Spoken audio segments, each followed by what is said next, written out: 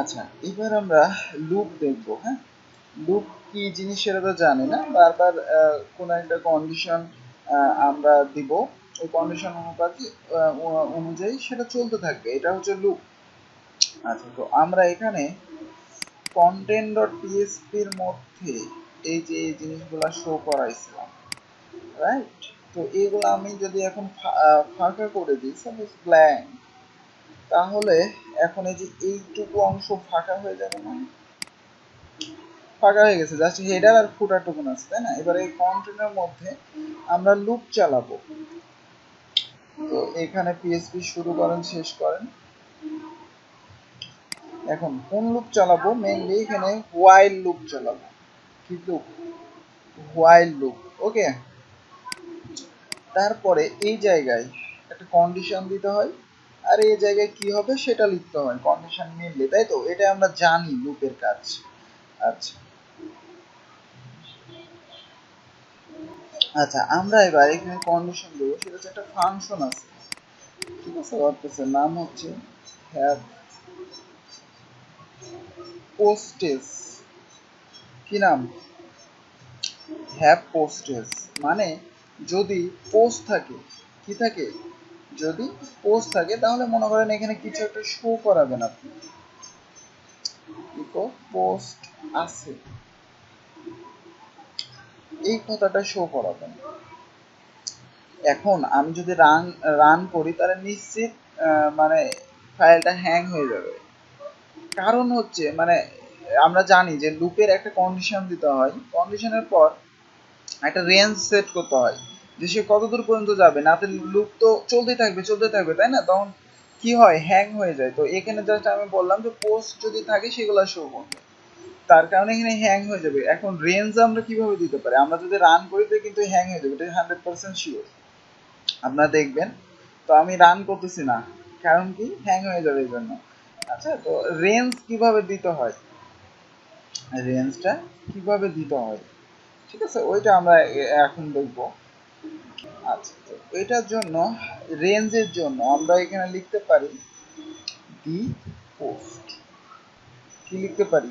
The post মানে হচ্ছে post কয়টা আছে, আমাদের পোস্ট কয়টা আছে টয়টা এখানে শো করা। যেরকম আমরা যে কোনো একটা ভ্যারিয়েবল নিয়ে ডলার সাপোজ এ নিয়ে আমরা প্লাস প্লাস করতাম না, একটা রেঞ্জ, বা হচ্ছে এক ধাপ পর পর সে আসবে এরকম দিতাম না, একটা রেঞ্জ সেট করতাম না, যে এর নিচে হলো এত, ওই রকমই জাস্ট এখানে যদি পোস্ট থাকে এবং পোস্ট কয়টা আছে সেগুলা, হ্যাঁ, শো করাও। তো এখন যদি আমি সাপোজ রান করাই, দেখেন তো কিছু আসে কিনা। এই যে দেখেন, পোস্ট আছে কথাটা কয়বার রিপিট করছে? পোস্ট আছে দুইবার না? আচ্ছা, এখন আমরা ড্যাশবোর্ড থেকে যদি পোস্টে যাই, এখানে একটু লক্ষ্য করেন কয়টা পোস্ট আছে এখানে? দুইটা পোস্ট আছে না? এই দুইটা পোস্টই এখানে রিপিট হচ্ছে এখানে, কিন্তু লেখাটা কি আছে? পোস্ট আছে। কারণ কি, আমি ইকো করছি কি পোস্ট আছে। বুঝাইতে পারছি? আপনি যদি মনে করেন যে এখানে কনফিউজ, আপনি এখানে একটা নতুন পোস্ট করেন, লেখেন হচ্ছে নতুন পোস্ট, এখানেও সাপোজ লেখেন নতুন পোস্ট, পাবলিশ করেন। আচ্ছা, এইবার যদি আপনি রিলোড দেন, দেখবেন যে এই কথাটায় যে পোস্ট আছে এই কথাটা আরেকবার রিপিট হয়েছে। দেখেন আরেকবার চলে আসছে, দেখতেছেন? তাহলে কি আমরা এখান থেকে ডাটা নিয়ে আসতে পারতেছি না? যতটা আছে কার মাধ্যমে? জাস্ট এই যে এটার মাধ্যমে, হ্যাভ পোস্টেজ এবং দি পোস্ট, একটা রেঞ্জ, যতগুলো পোস্ট আছে সেগুলো, আর হ্যাভ পোস্ট যদি পোস্ট থাকে, ঠিক আছে? এই দুইটা শর্তের মাধ্যমেই কিন্তু নিয়ে আসতে পারতেছি আমরা। আচ্ছা, এবার আমরা চাইতেছি যে এখানে আমাদের কথাটা শো করছে, কিন্তু আমাদের কি করতে হবে? আমাদের হচ্ছে এখান থেকে যে পোস্ট গুলা শো করাইতে হবে, টাইটেল কন্টেন্ট এগুলো শো করাইতে হবে, তাই না? এই জন্য দেখেন মজার জিনিস কি করতে হবে, এখানে যে এই আছে পোস্ট আছে কথাটা না লিখে লিখবেন ইকো গেট দি টাইটেল। কি লিখলেন? গেট দি টাইটেল মানে হচ্ছে এই যে পোস্ট, হ্যাভ পোস্ট আছে আর রেঞ্জ অনুযায়ী এই যে গেট ডে টাইটেল মানে হচ্ছে যে আমাদের যদি পোস্ট থাকে এখানে, তাহলে যে টাইটেলগুলো আছে সেগুলো শো করা। এবার যদি আপনি রিলোড দেন, দেখেন নতুন post, new post, hello world তিনটাই শো করতেছে, দেখতেছেন? আচ্ছা, এখানে একটা বিআর সেট করা, তাহলে যেন নিচে নিচে শো করে। আমরা জানি কি লুপ চলতেই থাকে একটা রেঞ্জ পর্যন্ত শর্ত। তো দা পোস্ট মানে কি, যতগুলো পোস্ট থাকবে ততগুলো রেঞ্জ অনুযায়ী ঘুরতেই থাকবে। তো এখানে যদি আমি একটা ডট বিআর দিই,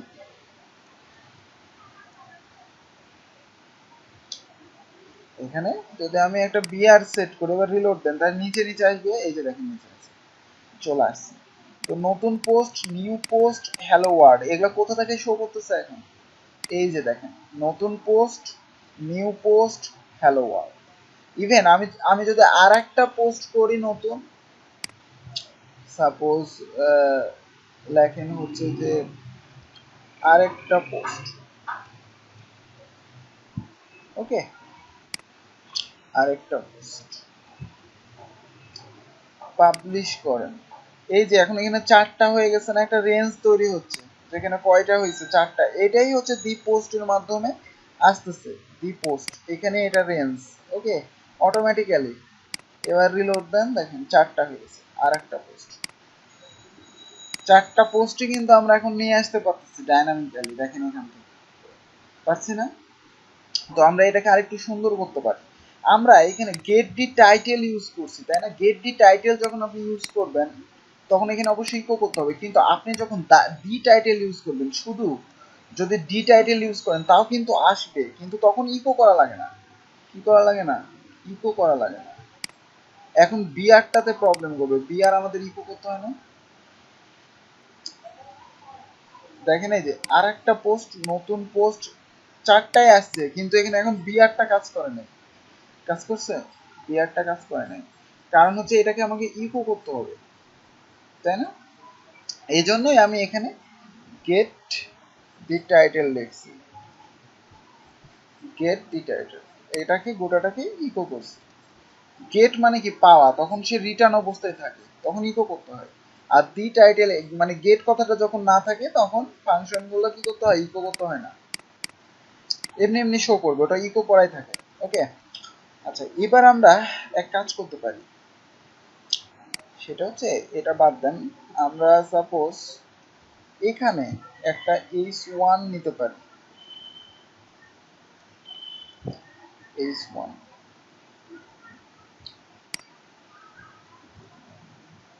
slash h1।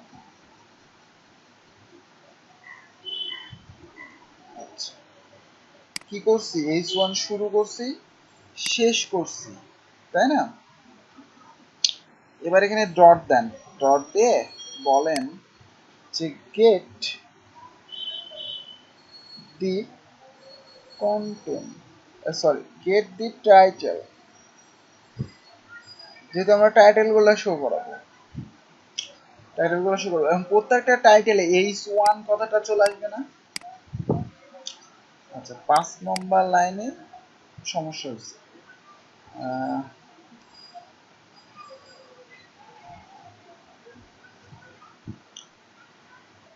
get the title, wait,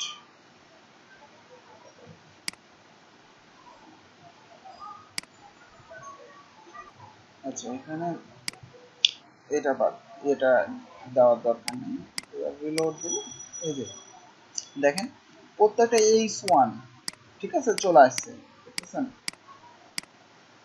footer section কি? এটা ফুটারের অংশ, আমাদের চারটা পোস্ট, এই চারটা পোস্টই কিন্তু শো করতেছে, করতেছেন?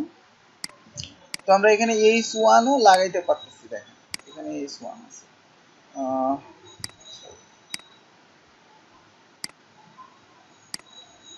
আচ্ছা, এখানে ইনস্পেক্ট এলিমেন্ট করলে দেখবেন যে এখানে h1 চলে আসছে,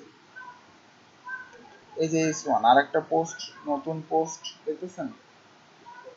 তো এখন চাইতেছেন প্রত্যেকটার নিচে নিচে কন্টেন্ট গুলো শো করবে, কিভাবে? যে এক একটা কন্টেন্ট আছে, এই যে এখানে নিচে নিচে কন্টেন্ট আছে না, এই যে এগুলা এগুলা শো করবে, মানে কন্টেন্ট যেগুলো দেওয়া আছে, যেটা। তো এটার জন্য কি করবেন? জাস্ট নিচে মনে করেন আপনি একটা কন্টেন্ট গুলা শো করবেন, তো ইকো করেন, ইকো করে পি এর মধ্যে মনে করেন শো করাবেন, পি পি ট্যাগের মধ্যে। তো এখানে আপনি HTML এর পি ট্যাগ দিতে পারেন, দিয়ে ডট দেন, ডট দিয়ে এবার কন্টেন্ট শো করানোর জন্য কি ফাংশন ইউজ করতে হয়, গেট দি কন্টেন্ট। আপনি দি কন্টেন্টও ইউজ করতে পারবেন, বাট গেট দি কন্টেন্ট কেন ইউজ করতেছি, তখন ইকো করবো তাই, ঠিক আছে। আচ্ছা, তো এখানে পিটা এবার শেষ করেন,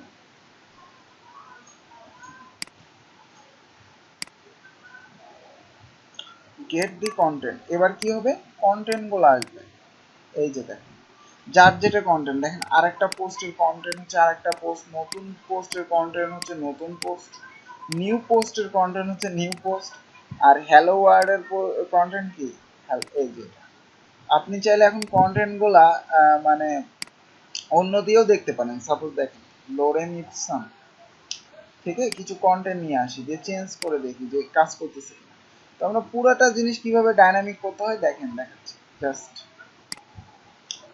তো আমি সাপোজ এখান থেকে কিছু কন্টেন্ট কপি করলাম, কপি করে এই যে আর একটা পোস্ট আছে না, এই জায়গায় মনে করেন দিয়ে দিলেন এতগুলা। এখন রিলোড দেন, দেখেন আর একটা পোস্টের এই যে কন্টেন্ট গুলা শো, এভাবে প্রত্যেকটা যেটা দিবেন সেটাই শো করতেছে।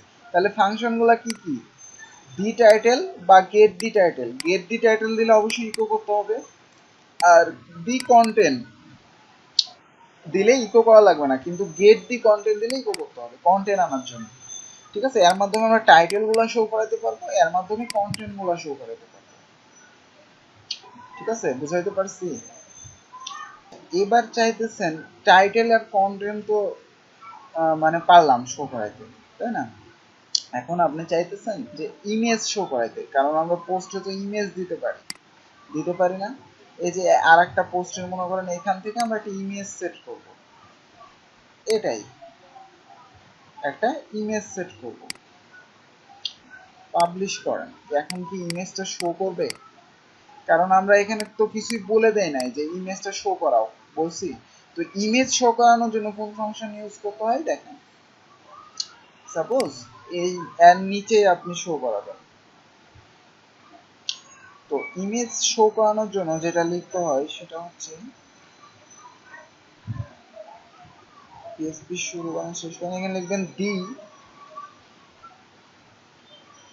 পোস্ট থাম্বনেল, ওকে। কি লিখবেন, দি পোস্ট থাম্বনেল। এবার একটু লক্ষ্য করেন যেটার ইমেজ সেট করা আছে সেটার ইমেজ শো করে। 6 নম্বর লাইন, সিনট্যাক্স ইরো,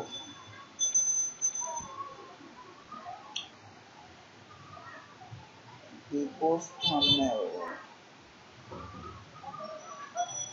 আচ্ছা, আমরা এখানে মানে ভুলে পিএসপি দিয়ে ফেলাইছি, নিচেরটা পিএসপি তখন নিতেছে না, কারণ আমরা এখানে তো পিএসপি শো করেছি শেষ করেছি, তাই না। এবার লোক এই যে দেখেন ইমেজ শো করতেছে, দেখতেছেন আর একটা পোস্ট টাইটেল, তারপরে ইমেজ, তারপরে কি কন্টেন্ট শো করতেছে। আর এগুলার ইমেজ এখনো শো করতেছে না, কারণ কি এগুলাতে ইমেজ দিইনি, সেট করিনি। তো ওই পোস্ট গুলাতে যদি ইমেজ সেট করেন, নতুন পোস্ট, এইটা কন্টেন্ট আছে, টাইটেল আছে, ইমেজ সেট নাই, তো ইমেজ যদি দেন, সাপোজ এবার এটা দেন, আপডেট করেন,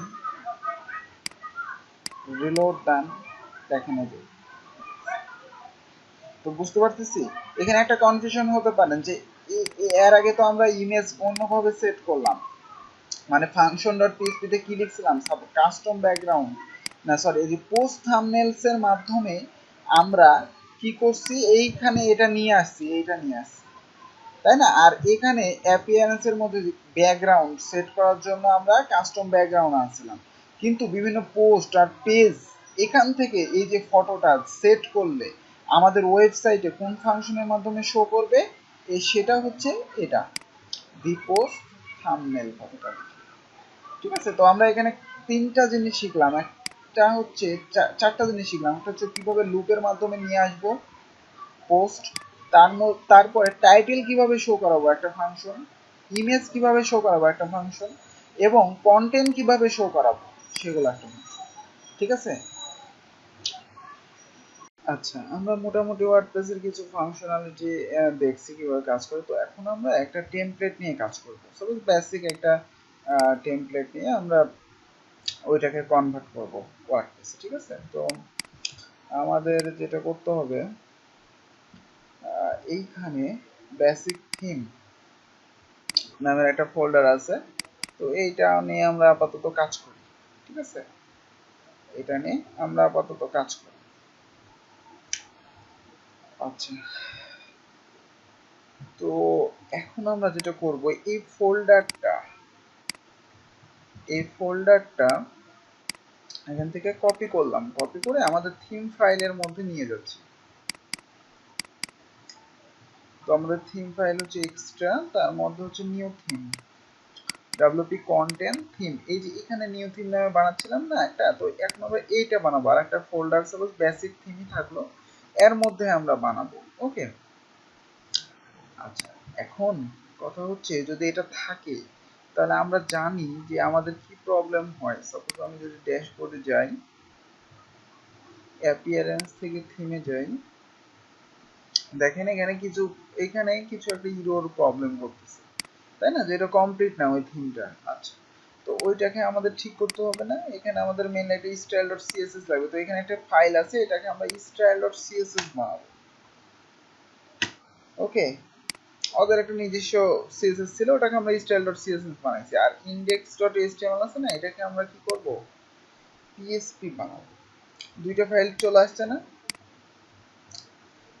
ঠিক হয়ে গেছে না। এবার যদি আমরা এখানে থিমে যাই তাহলে আমাদের এটা দেখাবে, এখানে আমাদের একটা থিম চলে আসছে অলরেডি, যে বেসিক থিম। এটা ফোল্ডারের নাম থেকে পাচ্ছেন, তাই তো। আচ্ছা, ঠিক আছে। এইবার আমাদের এখানে একটা ইমেজ দরকার। তো আমরা এখান থেকে কি করব, একটা ইমেজ নিব। তো আমরা এই যে এখান থেকে একটা টুলস আছে ইমেজ নেওয়ার, স্ক্রিনশট নেওয়ার। তো আমি এখান থেকে ইমেজটা নিতেছি। 1200x900 লাগবে আমাদের। আচ্ছা, পরেও আমরা কেটে নিতে পারবো, সমস্যা নেই, রিসাইজ করে নিতে পারবো।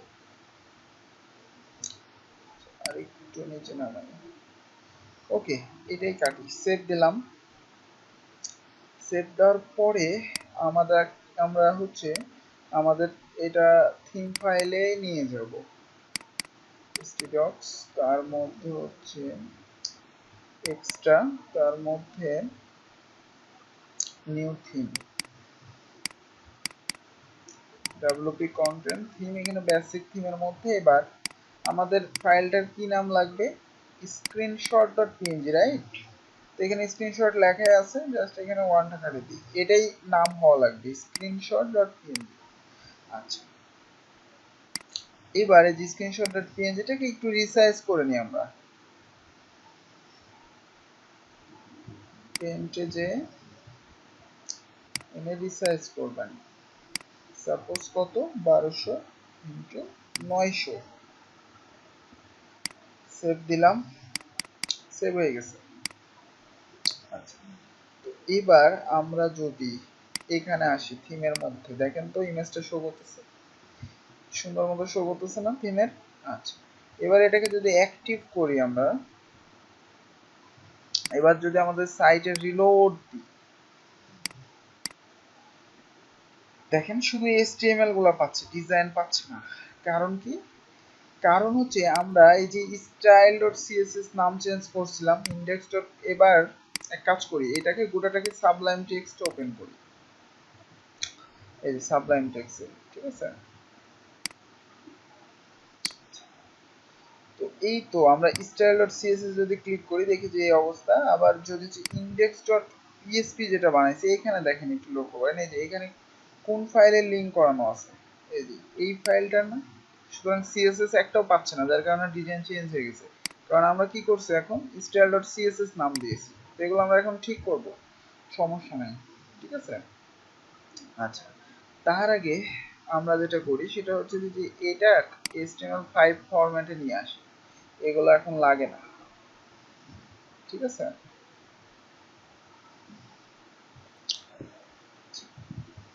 তারপরে সেভ দিলাম।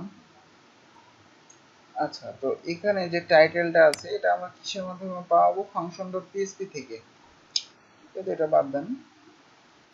তারপরে যে এগুলা চেঞ্জ করি, এখন এগুলা প্রয়োজন নেই।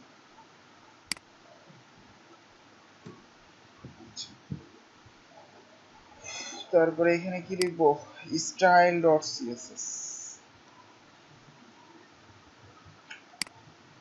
আচ্ছা, স্টাইল ডট সিএসএস লিখলাম। এইবার যদি আমরা সাইটটা রিলোড দিই, দেখেন তো পাই কিনা। পাইছে? পাই নাই, কারণ আমরা স্টাইল ডট সিএসএস টা এখনো পাচ্ছে না। একটু কন্ট্রোল শিফট মানে পেজ ইয়েতে যান, দেখেন যে এখানে আছে। দেখেন স্টাইল ডট সিএসএস ক্লিক করলে কিছুই আসে না, তাই না? তো আমরা যেটা করতে পারি সেটা হচ্ছে, প্রথমেই আমরা যেটা করব সেটা হচ্ছে যে এই যে হেড শেষ করার আগে স্টাইল ডট সিএসএস এর লিংকটা আমরা করতেছি, সমস্যা নাই। হেড শেষ করার আগে আমরা কি লিখবো? এখানে পিএসপি শুরু করেন শেষ করেন, এখানে লিখবো ডব্লিউপি হেড, ঠিক আছে? আর বডি শেষ করার আগে, বডি, এই যে বডিটা, এর আগে কি লিখবো? পিএসপি শুরু করেন শেষ করেন, এখানে লিখেন ডব্লিউপি ফুটার।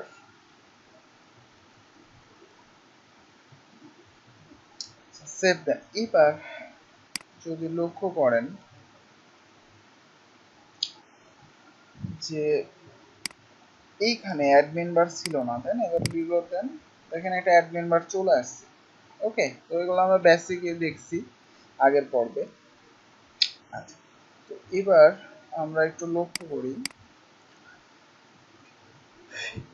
এইখানে এই যে এটা আছে, এখানে আমরা ডাইনামিক একটা কোড বসাবো যার মাধ্যমে ল্যাঙ্গুয়েজ সেট করা যাবে। যেমন আমরা যদি ড্যাশবোর্ডে যাই, এখান থেকে দেখবেন যে সেটিং আছে, সেটিং থেকে জেনারেলে যান, জেনারেলের নিচে আসেন। আচ্ছা, জেনারেল না, সম্ভবত রিডিং আছে।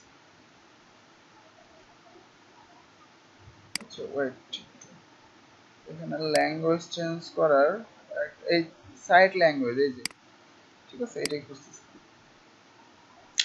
তো সাইট ল্যাঙ্গুয়েজ এখানে ইংলিশ করা আছে না? আপনি যদি এখান থেকে এখন বাংলা করেন, বাংলা দিয়ে যদি একটা সেভ চেঞ্জ দেন, এবার এখানে রিলোড দেন, কিছুই শো করবে না, তাই না? পেজ সোর্সে যান, এইখানে HTML কথাটার এখানে ফাঁকা, তাই না? কিন্তু আমরা যদি এখন এই যে এখানে একটা কোড ফাংশন ইউজ করি, নাম হচ্ছে পিএসপি শুরু করবো শেষ করবো, তারপর লিখবো ল্যাঙ্গুয়েজ অ্যাট্রিবিউট, কি? ল্যাঙ্গুয়েজ অ্যাট্রিবিউটস, ঠিক আছে?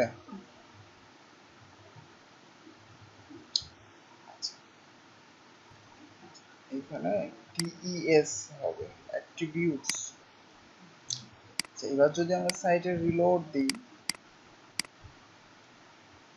দেখেন কিছু ফন্ট চেঞ্জ হয়েছে না? এবার কন্ট্রোল ইউ চাপেন, মানে পেজ সোর্সে যান, এইখানে লক্ষ্য করেন বিএনবিডি দেখতেছেন, অটোমেটিক এই যে ল্যাং বিএনবিডি হয়ে গেছে, মানে বাংলার। আর এখানে যেহেতু আমরা বাংলা এখনো লিখিনি, কিন্তু এখানে একটু ফন্ট চেঞ্জ হয়ে গেছে, বাংলার নিয়ে গেছে, ঠিক আছে? তো আমরা এখান থেকে যেটা চেঞ্জ করব অটোমেটিক্যালি সাইটে, সেটা ল্যাঙ্গুয়েজ চেঞ্জ হবে। এই যে দেখেন এগুলাও চেঞ্জ হয়ে গেছে। আচ্ছা, তো এখান থেকে আমরা এখন যদি আবার ইংলিশ করে দিই, যে সেভ করি,